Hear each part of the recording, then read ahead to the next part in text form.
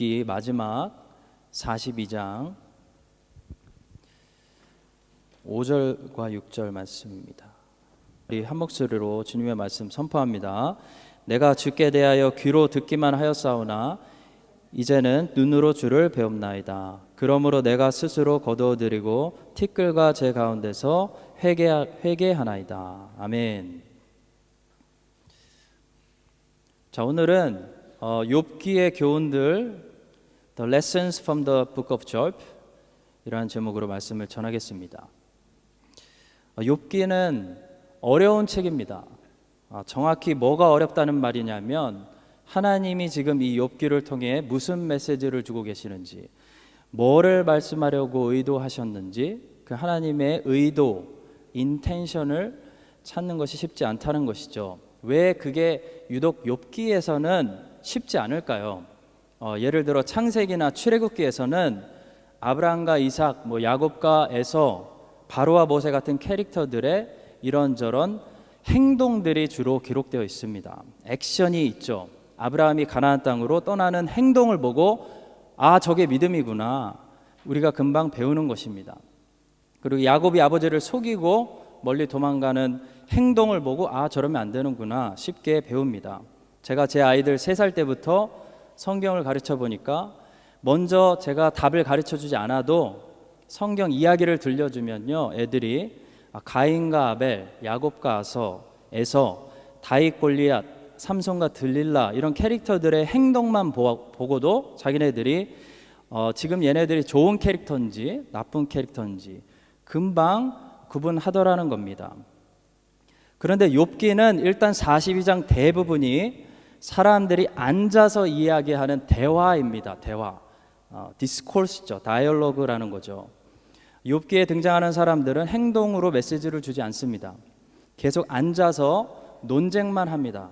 따라서 이 사람들의 말만 듣고 지금 이 사람이 옳은 사람인지 틀린 사람인지, 전부 틀린 건지, 아니면 어느 정도는 맞고 어느 정도는 틀린 건지, 틀렸다면 도대체 어느 부분이 정확히 틀렸다는 건지 우리가 찾아내기가 쉽지 않다는 것입니다.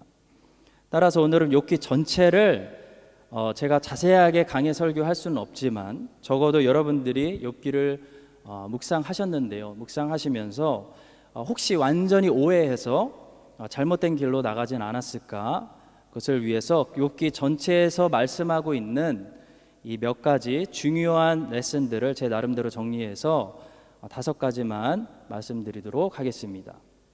자, 첫 번째로 하나님과 사탄의 관계에서 먼저 생각해 보겠습니다. 자, 욥기는 많은 사람들이 생각하는 것처럼 왜 의인이 고통받느냐, Why does the righteous suffer?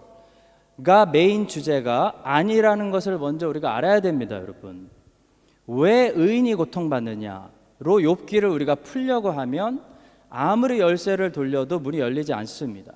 왜 의인이 고통받느냐라는 질문 자체는 사실 굉장히 고통받는 인간 중심으로 던지는 질문이죠. 인간의 입장에서 욥기를 바라보고 묵상할 때 우리는 다른 것이 아니라 바로 이 질문에 모든 관심을 쏠리게 됩니다. 욥은 분명히 의인인데 왜 의인이 고통받느냐라는 질문이죠. 그러나 욥기는 이 주제를 메인으로 다루고 있는 책이 아닙니다. 여러분, 이것을 아셔야 욥기가 풀립니다. 곧 욥기는 다른 성경들과 마찬가지로 우리 인간이 알고 싶은 주제를 다루어주고 우리 인간이 궁금해하는 질문에 답하려고 쓰여진 책이 아니라는 것입니다. 욥기 1장은 어떻게 시작되고 있습니까? 욥에 대한 간단한 소개만 하고 욥이 등장하는 것이 아니라 하나님과 사탄이 등장하면서 이야기가 시작됩니다. 그리고 하나님과 사탄이 나누었던 하늘의 컨버세이션, 헤븐리 컨버세이션이 그 주제가 바로 욥기의 주제가 되는데, 하나님과 사탄이 나눈 대화의 주제를 한마디로 설명하면 뭐가 되겠습니까? 바로 이런 것이죠. 사람이 하나님을 예배하는 것은 하나님이 사람에게 상을 주시기 때문인가, 아니면 하나님이 예배를 받으시기에 합당하시기 때문인가 라는 것이 주제라는 것입니다. 그리고 이 예배에 관한 시험이 욥의 삶에 펼쳐지는 것이 바로 욥기의 주제라고 할 수 있습니다. 따라서 인간적인 질문, 인간의 입장에서 바라볼 때 생기는 질문이나 인간의 베네핏을 위해 질문을 우리가 아무리 던져봐도 늘 성경이 시원하게 대답하고 있지 않습니다. 인간의 질문의 답을 찾는 방법으로 우리가 성경을 어프로치하면 그것이 바로 개혁 신학이 아니라 중세 철학이 되는 것이고 스콜라주의가 되는 것입니다. 자, 욥과 욥의 세 친구들 엘리바스와 빌닷과 소발은 의인이 왜 고통당하는가 라는 주제에 대해서 논쟁했습니다. 그러니까 세 친구들은 욥에게 죄가 있기 때문이다 라는 결론을 내리고 욥은 이에 맞서서 나는 죄가 없다 라는 결론을 내립니다. 또 엘리후라는 젊은 사람이 나중에 나타나서 새로운 주장을 합니다. 엘리후는 아니다, 욥이 고통당하는 이유는 욥이 죄를 졌기 때문이 아니라 욥이 앞으로 죄를 짓지 못하게 하려고 예방 차원에서 고통을 당하는 것이다. 욥을 좀 더 좋은 사람으로 하나님 만드시기 위해서 고통을 당할 수도 있다라고 말합니다. 결론적으로 이 5명의 사람들은 계속 무슨 질문에 대해서 지금 논쟁하는 겁니까? 계속 의인이 왜 고통당하는가라는 질문에 대해서 계속 논쟁하는 것입니다. 근데 이것은 처음부터 잘못된 질문이니까 틀릴 수밖에 없다는 것입니다. 이것은 인본주의적인 휴머니즘, 인간의 유익을 위한 인간의 휴먼 퍼스펙티브에서 본 질문이라는 것이죠. 결국 하나님께서는 보세요. 욥기 42장 전체를 통해서 의인이 왜 고통당하는가에 대해서 한 말씀도 해주시지 않습니다. 욥기를 아무리 뒤져봐도 결국 욥기는 의인이 왜 고통당하는지 말씀하고 있지 않습니다.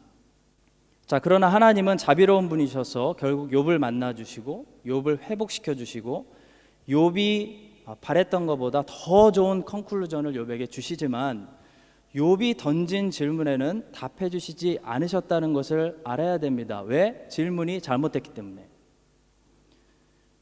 여러분, 욥기는 의인이 당하는 고통, 이 주제가 아닙니다. 욥기는 하나님이 아무 조건 없이 사람에게 예배 받으시기 합당하신 분이냐 라는 훨씬 더 중요한 주제에 대해서 다루고 있고 그렇다라고 답하고 있는 책이 욥기입니다. 사탄은 하나님께 세상에 아무 조건 없이 당신을 예배하는 사람이 어디 있습니까? 상주니까 하는 거지 라고 도전했고 하나님께서는 욥의 삶을 통해 아니다, 여기 아무 조건 없이 나를 경외하는 사람이 있다라는 것을 보여주셨습니다. 따라서 욥기를 통해 우리가 첫 번째로 받고 적용해야 될 메시지는 무엇입니까? 여러분과 저는 욥처럼 아무 보상 없어도 다 가져가셔도 과연 하나님 예배할 수 있느냐는 것입니다. 왜냐하면 하나님은 아무 조건 없어도 예배 받으시기에 합당하시기 때문에 우리가 아무 조건 없을 때 만약 예배 드리지 못한다면 그것은 하나님 잘못이 아니라 우리의 죄가 된다는 것입니다. 우리가 부패한 피조물이 되었다는 증거가 된다는 것입니다. 그것이 욥기의 메시지입니다. 여러분, 우리 하나님은 우리에게 뭘 주셔야 하는 분이 아닙니다. 아무것도 안 주시고 욥처럼 다 가져가셔도 여러분과 저의 예배를 계속 받으시기에 우리 하나님은 합당하신 분이십니다. 여러분, 욥은 고난을 통해서 인내심을 배운 게 아닙니다. 잘 끝까지 참으면 하나님이 결국 회복을 주신다. 이게 욥기의 메시지가 아닙니다. 하나님이 욥에게 뭐라고 말씀하셨는지 욥기 마지막을 보십시오. 내가 하늘을 만들었다. 내가 우주를 만들었다. 내가 공룡을 만들었다. 내가 바다를 다스리고 있다. 넌 뭐니? 넌 나에게 마땅히 뭘 해야 하겠니? 너 어떤 자세를 가지고 살아가는 것이 옳을까? 하나님이 욥에게 말씀하신 거 아닙니까, 여러분? 욥이 고난을 통해서 배운 것은 인내하면 회복이 온다가 아닙니다. 하나님이 다 가져가셔도 천지를 창조하신 하나님께서는 아무 조건 없이 인간에게 예배 받으시기에 언제나 합당하신 분이시더라 라는 사실을 욥이 배운 것입니다. 욥은 고난을 통해 더 하나님을 예배할 수 있는 예배자의 자세를 배운 것입니다. 청년 여러분, 많은 사람들은 내가 왜 고통당합니까? 라는 질문으로 욥기에게 묻습니다. 그러나 욥기는 우리에게 이렇게 묻습니다. 아무 조건 없이 하나님을 예배할 수 있습니까? Can you worship God only because He is worthy to be worshipped? 이것이 욥기가 우리에게 던지는 질문입니다. 여러분과 저의 순수한 이 예배의 동기 안에, 여러분 왜 예배 드리세요 지금? 우리의 예배의 동기가 무엇이 되어야 되겠습니까? 우리 예배의 동기 안에 어느 순간 우리의 부패한 마음이 섞여 들어와서 예배 잘 드리면 하나님이 나를 더 잘 봐주시겠지, 예배 잘 드리면 내가 더 성장하겠지, 예배 잘 드리면 하나님이 내 기도도 들어주시고 내 소원도 성취해 주시고 내 꿈도 이뤄주시고 나도 개발시켜 주시고 하나님도 좋고 나도 좋고 둘 다 좋은 게 최선의 좋은 것이지 라는 부패한 생각이 여러분 들어오잖아요. 그게 우리의 예배의 동기가 되잖아요. 이번에 욥기를 통해 다시 회개하고 예배 드려서 손해보고 예배 드려서 두들겨 맞고 예배 드리기 때문에 거지되고 예배 드려서 나에게 좋은 거 욥처럼 다 하나씩 가져가셔도요, 그래도 하나님은 여러분의 예배 받으시기에 마땅하신 분이라는 거, 그래서 예배합니다, 이것이 당연합니다, 이것이 마땅합니다 라는 부르짖는 그런 참된 예배의 동기가 여러분과 제 안에 다시 회복되어지기를 예수님의 이름으로 간절히 축원드립니다.